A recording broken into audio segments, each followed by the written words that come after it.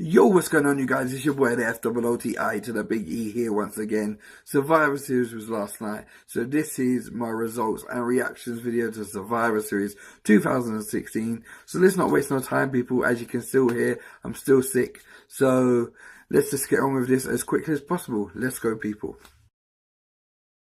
First up, you had Raw versus SmackDown women's match. Obviously, Raw being captained by Charlotte with Sasha Banks, Bayley, and also Nia Jax and Alicia Fox. Team SmackDown captained by Nikki Bella, who didn't take part because she was attacked backstage. Her place was taken by Natty, with Carmella, Alexa Bliss, Naomi, and obviously the SmackDown Women's Champion, Becky Lynch. This match was a decent match. It ticked all the boxes for me. It wasn't the greatest of match, but it done what it needed to do.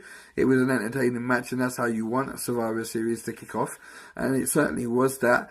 There was a really weird altercation at the end where Charlotte took on Bayley. Bayley and Charlotte were the remaining two for Raw, and then Charlotte just turned on Bayley. Obviously, they're using this as a way to start building their storyline, because by the sounds of it, that's the way they're going forward with Charlotte. They've had the thing with Sasha Banks now, and Bayley is next in line to have her storyline with Charlotte. So, yeah, Raw got the win, and that put them 1-0 up on the night.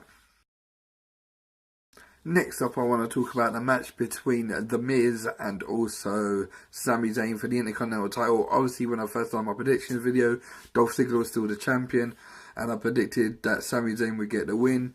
That didn't happen. Sami did not get the win over The Miz, not for the lack of effort. This one, again, was a really decent match. I don't normally say that about matches with the jizz in it, but it was a really decent match. I really enjoyed this one.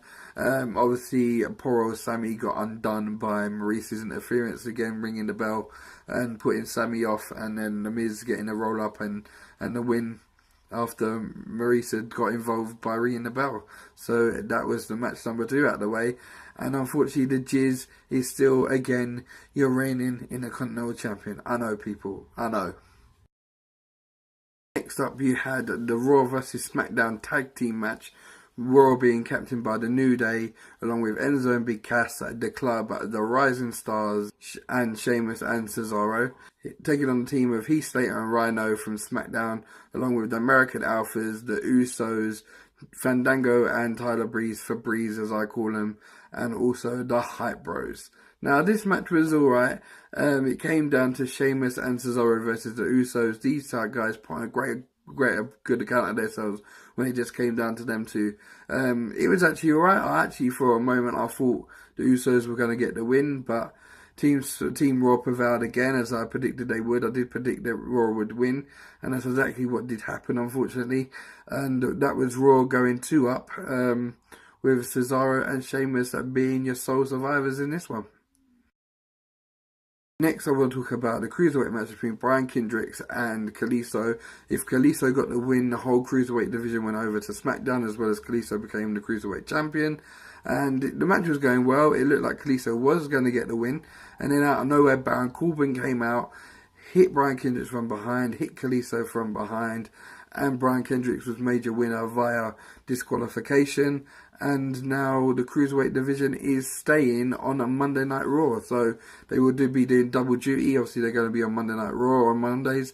And then on Tuesday nights, they'll be on SmackDown to do the 205 live show straight after SmackDown. So Cruiserweight division stays on Raw, people. Next up, I want to talk about Team SmackDown versus Team Raw.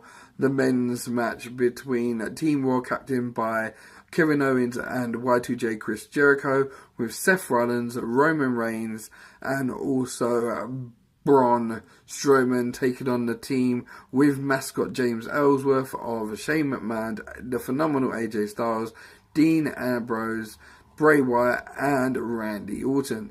This match was probably the best match of the lot between Raw versus SmackDown. I'm not even going to lie.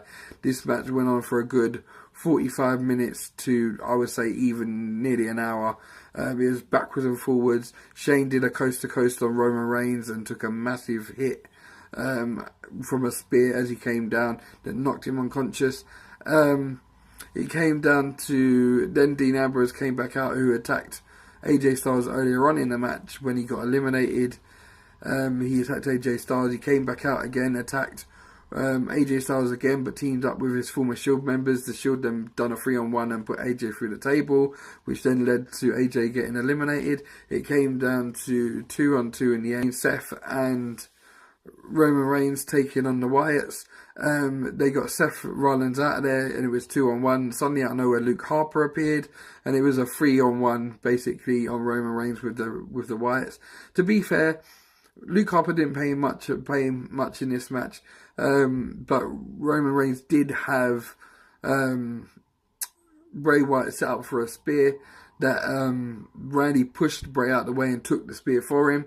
And then as Roman got up, he walked straight into Sister Abigail. And Team SmackDown, as I predicted, with Team SmackDown winning the men's match, actually got the win to make it 2-1 on the night for Team Raw.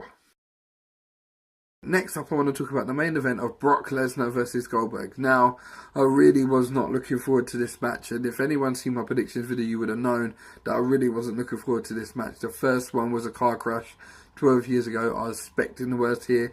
Now, the funny thing about this match is, joking around with a friend of mine, I did say to him during the week, if they want to make this match any better, they give it 5 minutes, and the entrances get 4, and the match gets 1.